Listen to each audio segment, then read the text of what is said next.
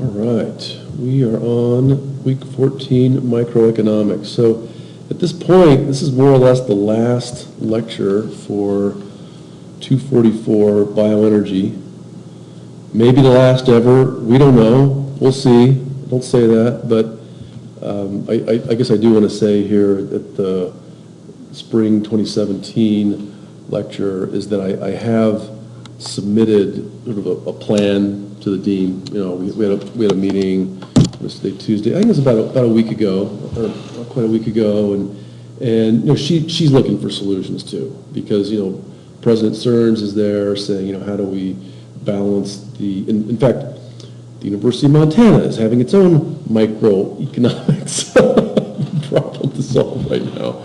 You know, looking for instructor buyouts, and then I think it's also worth mentioning that these, you know, so as long as these lectures are there and backed up, I mean, they're kind of in a time bank. They're sitting right there on the internet, and I also it's worth posting to the world that I think it will be cool when machine learning gets to the point where it can hear, you know, my lecture, whoever's lecture, and then also somehow know how quickly the listener is responding, and then speed it up or speed it down or filter it. Because I mean, right now, even all the stuff we see on Google, you know, when you go out and you Google something, it's all with text.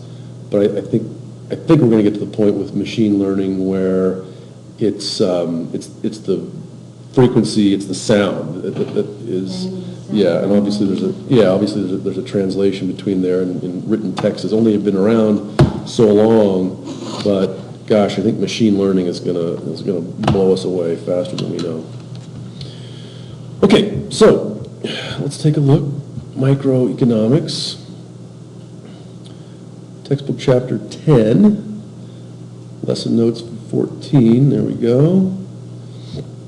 And let's look at the lesson notes. Okay. So again, these are Brian Kern's words. I think it's also worth mentioning that just yesterday I was in my office cleaning up to move, either to the new building or away, wherever that might be, and I came across the original programmatic planning for this program. It was written in 2005. Started in 07, and it was really the vision of Kearns, of Ashley Preston. You probably had her science course. Paul Williamson, who's got a neat book out now on renewable energy, works in Colorado, and it was, I mean, I almost started crying, but it was pretty cool seeing the beginning of this major. So, cool. Yeah. So all these words are Brian Kern's words, and I figured rather than have me change them, I would just leave them in his. So. What he says is, I believe this is one of the most important units of the class. At the very heart of any for-profit endeavor is the economic analysis, and that is what this chapter deals with in some detail. No matter how clean or green or morally superior a technology claims to be, it must pass muster on the economic front. Nobody's sort of in an economic game to lose money. Let me first be clear about the way the word economics is used in the context of this unit. You are probably familiar with economics and a gross national product, but economics is here as a detailed analysis of a business endeavor. It could also be called business modeling or profitability analysis. Examining of all costs of the business, view the tax consequences. One of the coolest things I saw recently, and we'll talk more about this in 214, is that there are now state tax incentives for installing energy storage systems. Yes. Yeah. That's cool. And so we hear about all the trumping, et cetera, about the fossil fuels, but I think the states really do control their own energy policies, so that's a cool thing. And I think what we're also going to see is that just like countries that do better with renewables, states that do better with renewables are going to show that the ones that are using the fossil fuels are just impoverishing themselves. Right. I really believe that. Okay. Tax consequences, look at the cash flow of the proposed concern. In essence, such economic analyses are simple. By the time you're done, it's revenues versus cost equals profits. Okay. That's the so-called bottom line. Oh, yeah, this is the financial and, Yeah, yeah. You know, and I got to say, I used to be very grossed out by economics. I'm getting better. Well, and I'm going to show you one quick thing. This is a preview, and I think tell me if I'm being redundant, but I'm writing this grant right now. There's a $5 million pot sitting out there from a Swedish philanthropist, and he's going to give 5 $1 million awards. So I'm going after this thing.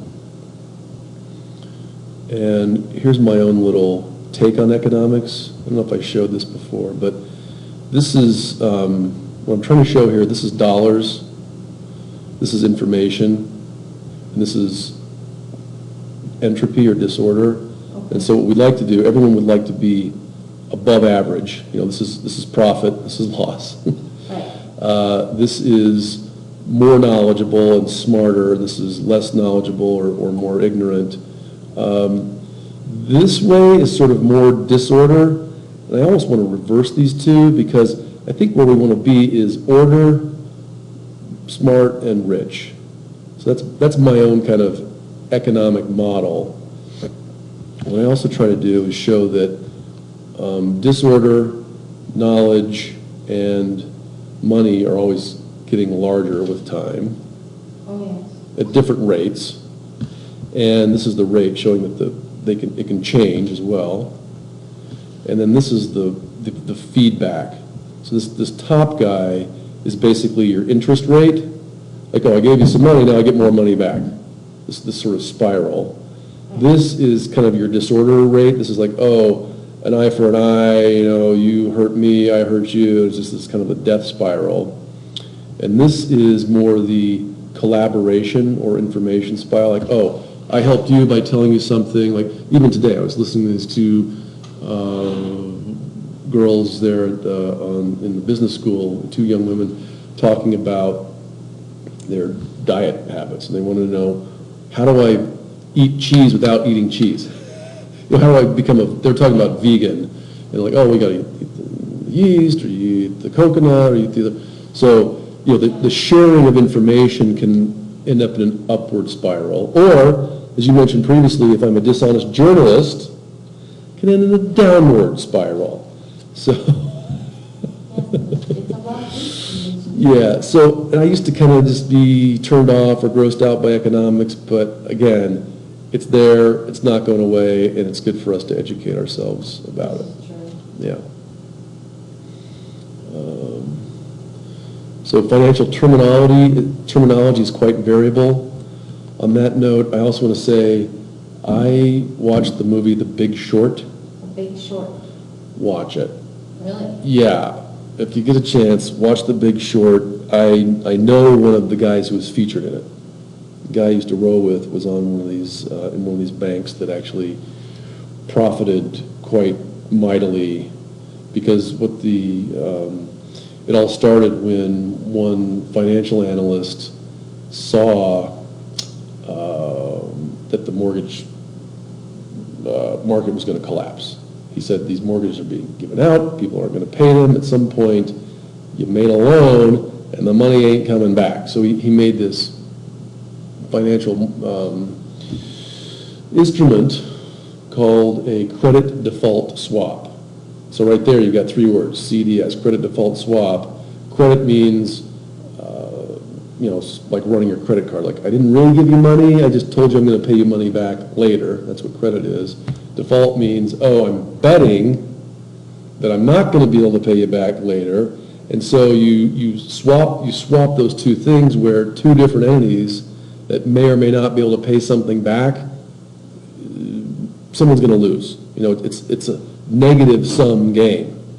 It's not a net. It's not a net. It's not a positive. It's yeah. You get a big fat negative. Yeah, and I mean that's so. At the end of the day, there were some banks that had zero money, and you can't really. I mean, it's like, no, you don't have any money. You just lost all of your money. It's huge. Anyway, so I'd take a look at that. Yeah. So terminology, and there was a lot of terminology in that movie, and it was very entertaining. Okay, this makes things much more confusing than they need to be, but such is life. Textbook author uses some terms I have never been exposed to and presents a lot of equations that I think are unnecessary. We can maybe look at those in a second. He also breaks down cost factors in some detail, which I think is good. While I hope that you will spend some time reviewing the text for you, I think a broader viewpoint may be more helpful unless you're aspiring to become a cost estimator. Really? Well, yeah, somebody has to be. Okay. Two snapshots of a simple spreadsheet that I took at year five for a business venture. Let's see if that'll open up for us. Cool.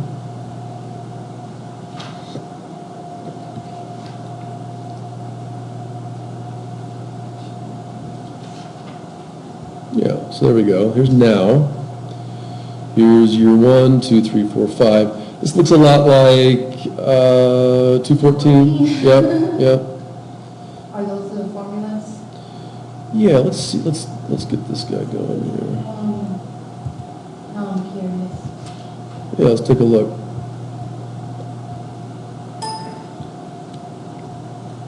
Courses. Q44, bioenergy.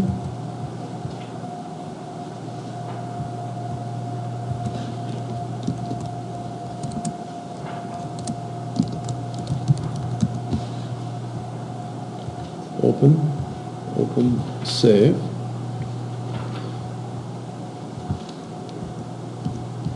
So he's just got the numbers in here. Just numbers? Well, and there it is. There it is. Yeah.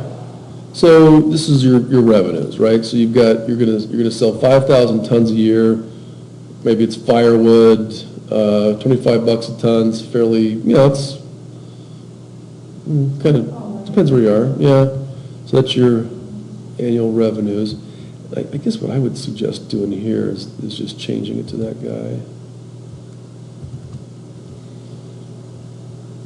I kind of like that Me too. format. There's the dollar sign. The dollar sign stays on the left. There's that. Labor, feedstocks, these are all dollars per year as well. Give those a big buck. Dollars per year. The rest of it's all dollars per year. Cash flow, yeah. And these guys are this is negative. So in the first year, your cash flow negative. This is showing cumulative, and it shows in year 2 or 3 you finally break even. Shows you where your return on investment is. In a sense. Exactly. Your ROI, Everybody wants to know. yeah. Okay, so the payout, let's see where that comes from.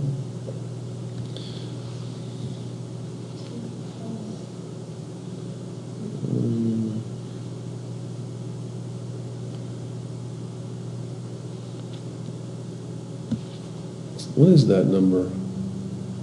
Payout.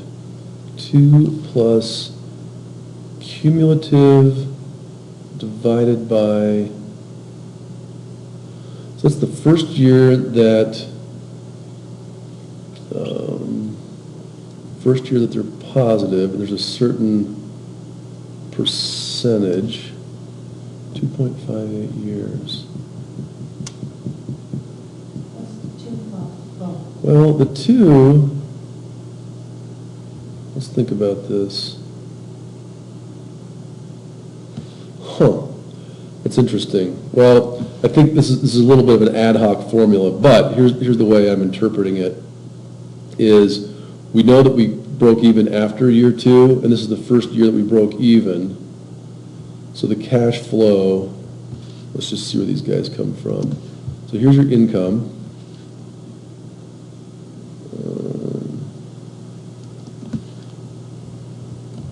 Let's just dig back up in here and get to the bottom. Okay, so those are total revenues. That's very easy.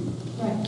Here are our costs. So there's labor, feedstock repairs, insurance, total costs are just the sum of those 2 guys, net income, perfect. Okay, we got that. Net income, so that's your dollars that came in. Now your depreciation, we know what that is. your whatever equipment you have loses value over time. Here's your income. So your income is, yes, you get your net, so you get your depreciation, that's taxable. Income tax at 30%. That's also how much you're paying. Your cash flow is the net income minus the tax. So it's basically your profit. Why wouldn't they subtract it from your taxable income? Well, because I think Because your depreciation doesn't count for that? Oh, I guess not. Yeah. Well, the depreciation is kind of, it's not. But that's a given cost, it's a constant almost. Yeah, but it's not money. It's the fact that whatever you bought doesn't have as much value as it used to. Okay. Yeah. So there's actually no value to it, really. Yeah. It's just sitting That's there. just saying the $20 item we bought today only costs $10 next week. Maybe not next week, but. Or, yeah, it's used equipment versus new. Yeah. So there's your cash flow, which is your net income minus how much you paid in taxes. And then the cumulative, okay, so let's look at these cumulative values. It's basically whatever you made this year added onto whatever you were last year. Okay. Yeah, So it's whatever you have left over. Yeah. It's After what you pay last year's amount. it's what you made this year plus whatever you made or lost last year. There you go. Yeah. Makes sense. Yeah. So those are those guys. That's cool. Now, okay, so where this number is coming from, so the total, okay, so let me draw that with a picture. Now I understand it.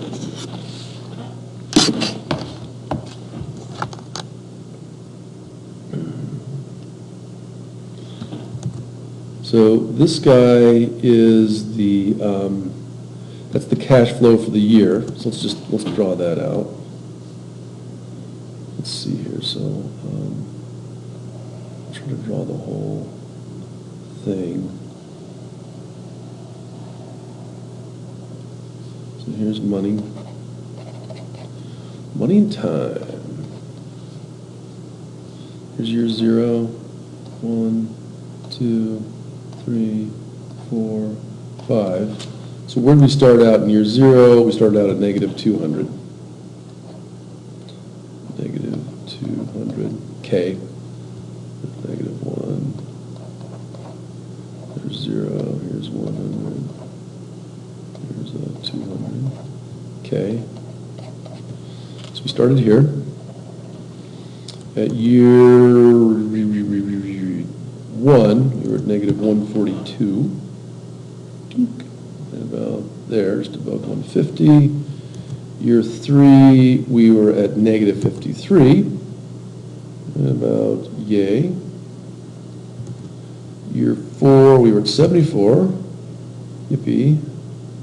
Cool. Or no, sorry, in year 3. 0, 1, 2, 3. 74, so right about there. 219. Yeah, need some more lines out here. 219. And then somewhere if we double that, so 1, 2, 3, 4. Yeah, we're somewhere up here. So there's our income slope. Woo! Party. So the question is, where is that line? Well, it's 37. No, let's look at the formula. It's the cash flow for the year divided by the cumulative. So the cash flow for the year is this. So this guy right here is CF3. And this is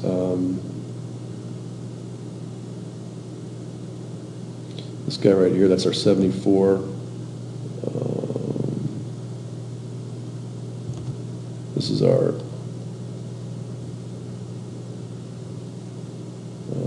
gosh, what do we want to call that? I mean, the whole thing is the cumulative cash flow, and this whole thing is CCF, cumulative cash flow. It was initially negative, then it became positive. What should we call that thing? Cash flow for 3, I don't know. Yeah, I'll just call it CCF3 positive. Because this guy down here would be CCF3 negative. Because all of these were, because there's 2 chunks of it. And we're only grabbing this chunk, and the assumption is that it's linear. Okay. So really all we're doing is drawing a little triangle there and grabbing this chunk of the triangle to figure out where it crossed. That's all. Okay. Yeah. And so this is not a very sophisticated formula, because obviously the 2 is hard-coded in there, but you could see having that 2 triggered by whatever year it first becomes positive, if you're doing some computer programming. All right, number of times expenditure returned.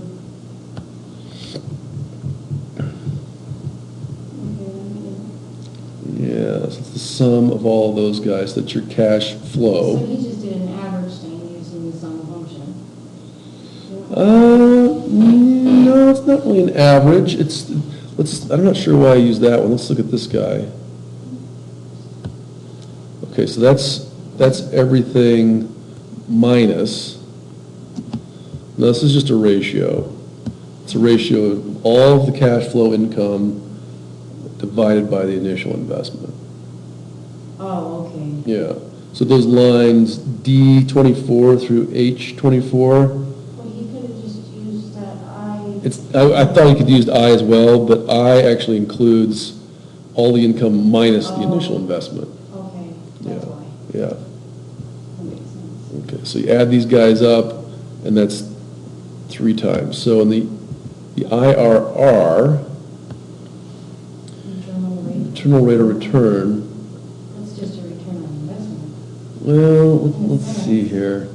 I gotta look that guy up, because it's a little tricky. He takes all 6 of them, and I'm not sure. That's in here. I don't remember what IRR. I don't know what the 0.1 function means on the IRR in Excel. Let's take a look. Let's educate ourselves on the IRR. There's actually a question on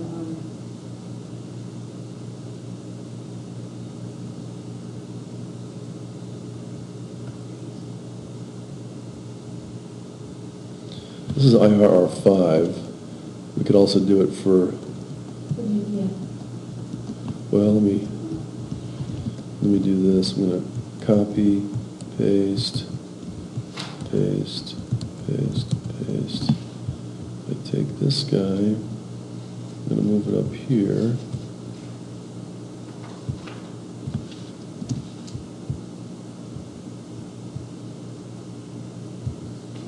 Move it up here.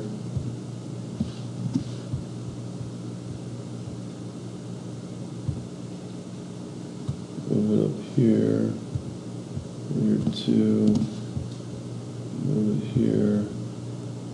For year 1.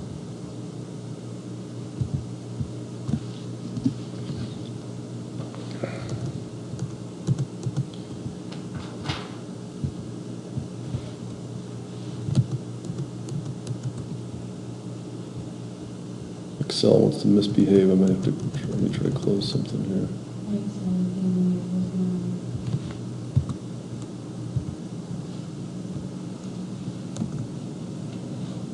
F1, come on, you got it. Did you hear Microsoft is having some issues? Oh, really? Some really bad issues, like. Really? People lost. They got locked out of all their files on the computer, like their antivirus system, anywhere. Started locking people out and deleting things. Whoa. Yeah.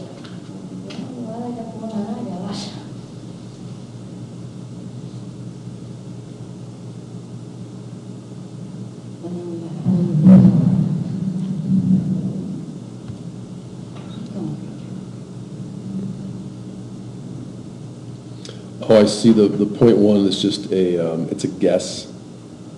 It's a guesstimate? Yeah, point one is a 10%. Oh, So apparently, the way it's calculated is some iteration. But the point I wanted to make here is that if you wait till year 5, your rate is higher. If you only waited 4 years, 3, 2, so this is why, and this is how a lot of investors make their decisions, is if you're just dealing with the money and not dealing with the productivity. I also want to give one little shout out to the Khan Academy. oh, I love Khan Academy. Yeah. RG. So I've done this before. This is a really good. I don't know. Yeah, Khan Academy RG. I probably more amazing than He's a.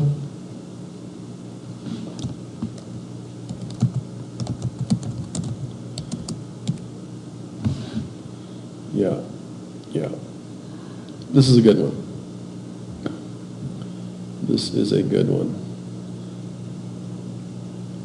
One of the core ideas of Thomas Piketty's book is if the return on capital is greater than the growth in the economy, Let's just watch this for a that could second. drive inequality. That could drive inequality, and inequality is a natural byproduct of a market capitalist economy, and one could argue that, hey, look, some inequality is going to happen as you grow your economy and you let people be entrepreneurial, and some people get lucky, some people less lucky, some people work harder, some people work less hard, some people are able to allocate capital well, some people aren't, so it all comes into it. But in extreme forms, maybe this is bad. In particular, maybe this is bad for democracy. So, bad for democracy. Right over here, maybe too much power starts to accrue in some ways, and maybe that, and in the worst case, because that kind of starts to drive in on itself, it actually might even hurt economic growth if you don't have enough consumers. That was the S part of my. Or people with enough purchasing power, discretionary income, or whatever else. But what I really want to focus on here is not so much whether these causalities are actually there or how much we should worry about them. Once again, my point isn't to give an opinion on whether I agree or disagree with some or all of the book. It's really just to give you a framework, because I think the book... You might be talking about capitalism, that actually just came out. A lot of Yeah, he is. for Piketty book. analysis and critical thinking, and that's really what I want you to walk away with. How do you think about these things? And you just need to make your own judgment. So what I want to do here is at least show a circumstance that this might be returns on capital being greater than economic growth can be a reasonable proxy for rising inequality. And of course, this connection over here is even kind of a harder thing to necessarily draw the connection. But this one isn't always going to be the case. And to think about that, let's just imagine an economy where the whole economy just produces apples. So let's say the whole economy right over here. This is our entire economy, and let me copy and paste it. So copy and paste it. I'm going to paste it to show the growth of the economy. So let's say in year 1, so this is year 1 right over here. Year 1, it produced 1,000 apples. 1,000 apples. And let's say in year 2, we have economic growth. So let me draw that. So G, going from year 1 to year 2, let's say that this is equal to 2%. So 2% of 1,000 would be 20 more apples. So in year 2, the economy produces 1,020 apples right over there. Now, let's say that in year 1, of the 1,000 apples that were produced, let's say that 500 of them, I'll split it in half. Let's say 500 of them go to the owners of capital. 500 to the owners of capital. Now, what's the owners of capital? What do they own? And once again, it's a very simple economy that only has one industry right over here. But the owners of capital are the people who would own the orchard, who own the trees, who own the machinery, whatever they need to pick the apples. And let's say that the other 500 goes to labor. 500 to 500 to labor. And let's say that the value of the capital here, so the value of capital in apples, we're just assuming everything going on here is apples, that I guess to buy this apple orchard, the owner of it had to give, let's say, 4,000 apples. 4,000 apples. So there's no dollars. What is the return on capital in year one? Well, the return on capital, that's right, return on capital in year one is going to be, well, the return is 500 apples. 500 apples divided by the cost, or I guess we could say the value of the capital. So divided by 4,000 apples. So that's going to give us 5 divided by, that's the same thing as 5 divided by 40, which is 0.125. So that's going to be 12.5%. 12.5%. So the return on capital, at least in year one, is greater than well, let's go to year two, so we can look at the return on capital in year two and compare it to the growth rate over here. And so let's just say that the value that the value of the capital, that all of it was reinvested.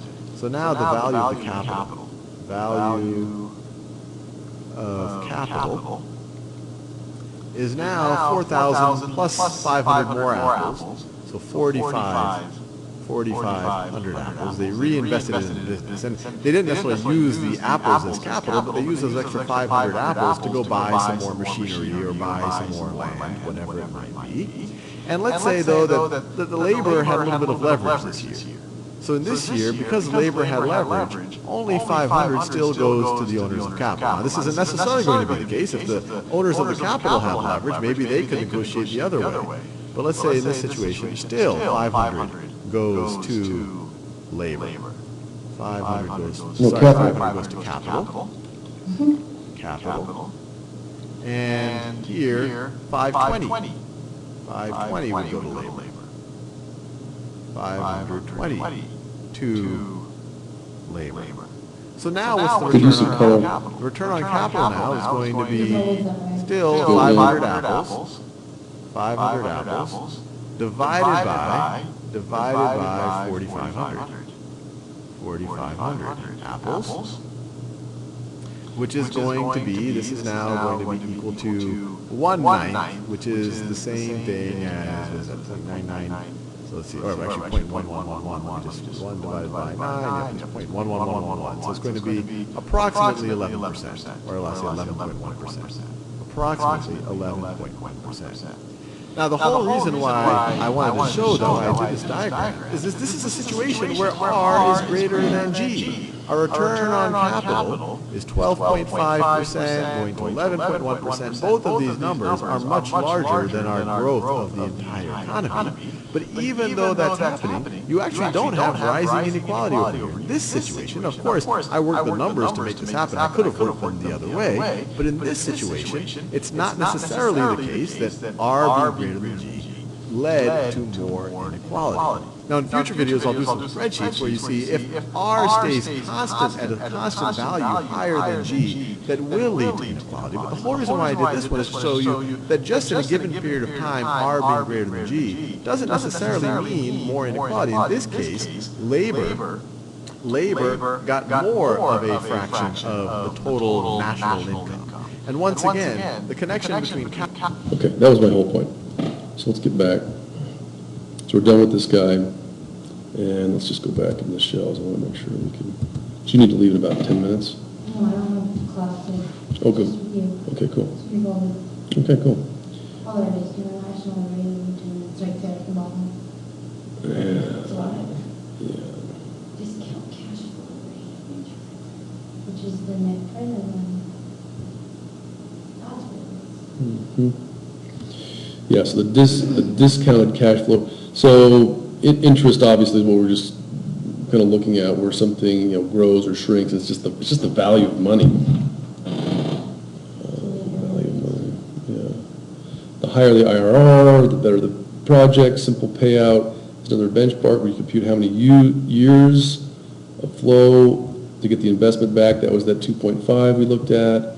Third benchmark is the number of times expenditures return. We looked at that as well. That was at 3. Critically important, serve you well, future employer, understand these concepts. Okay, cool. There's just a little snapshot of it.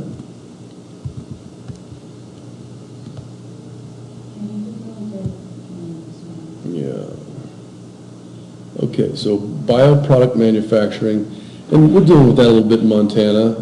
Even in the news this morning, Trump wants to put a tariff on Canadian wood, which means that, if Canadian wood becomes more expensive, then it's easier for Americans to, compete. So, anyway. Some examples, bio-based products, ranging from direct combustion, so you're going to burn the wood, drive steam generated electricity, ethanol for lignocellulosic feedstocks. A few things to note: capital cost reductions given with reference to past years, presumably the year in which the study was conducted, that these years are not equivalent, therefore direct comparisons are not appropriate. Another thing to note is the assumptions cost of wood also fluctuates, as we know. Presumably, again, due to the different studies, you assume wood has an energy content of 8,000 BTUs per pound. Prices range right there from 16 a ton to 42, pretty cheap. In Missoula, Smurfit Stone plant, that's been closed. Was it 25 a ton? At that time, many forest contractors cannot afford to chip or grind their wood slash and transport it, so it just piles up. This is something that Integration Energy is working on right now. It's also something that algae aquaculture.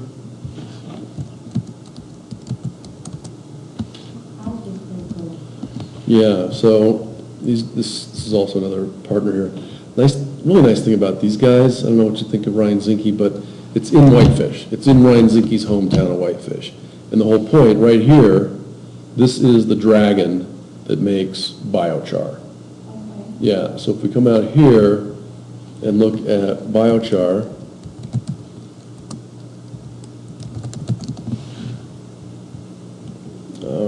you can see, I can go buy this bag for 16 bucks, 34 bucks, 24 bucks, 40 bucks, etc.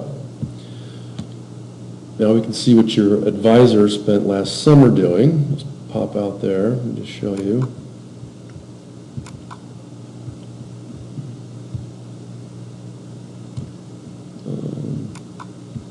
Biochar.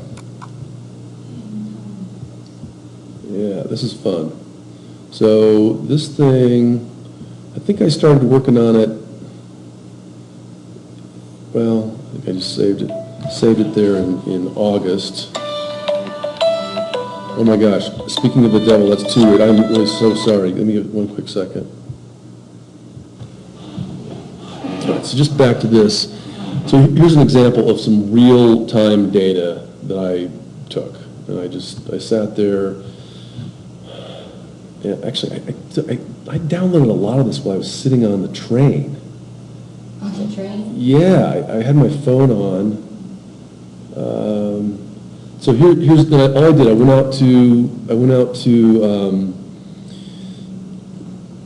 Amazon, and here's pure biochar. $1 per gallon bag, $2 per gallon bag, et cetera, et cetera. Buy it now. Here they are. All these different firms out there, their special little sauce.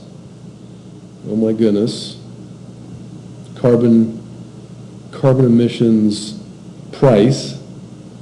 This is the carbon tax price? that's the carbon credit market. Carbon credit. Oh. Yeah, I think so. It's the carbon credit market. And this is $4 per ton.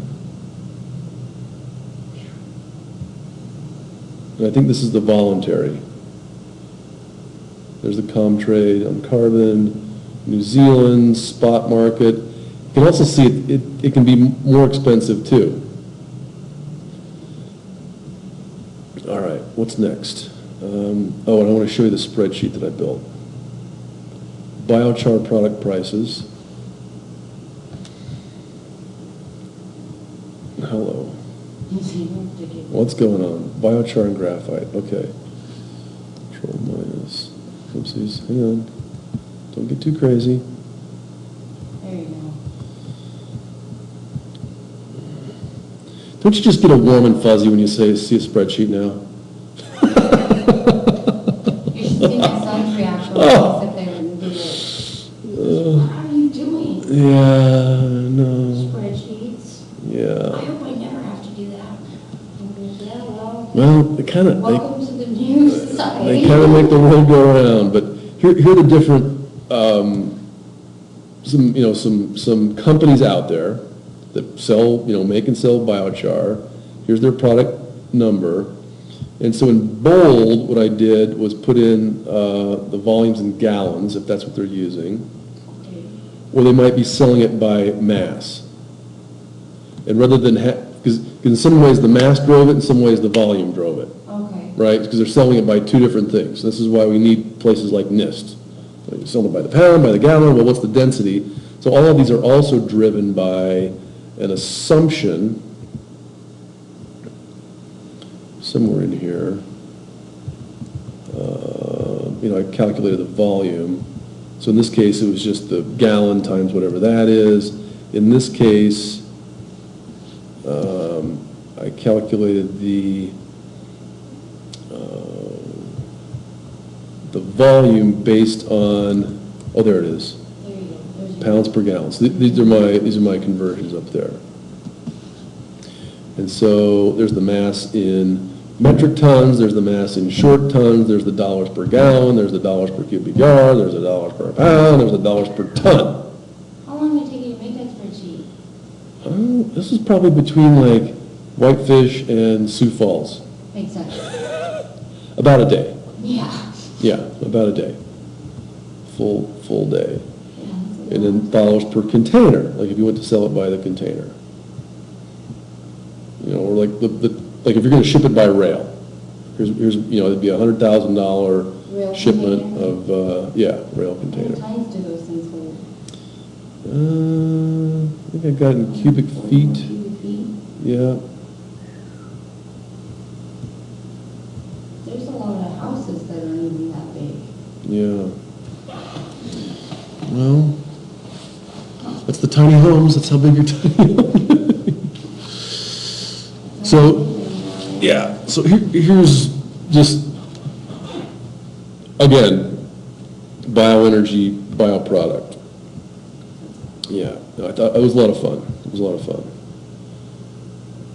So there's a lot of ways this is kind of ground zero for where we are in Montana, because I just showed you algae aquaculture. We talked about the cost of waste wood, dollars per ton. Some of the highest value products coming out would be the biochar, though. It's just obviously many more than $25 a ton, Right. as you just saw, based on just raw market analysis. Right. Okay, so that's the intro. We will take a break and let's look at the problem.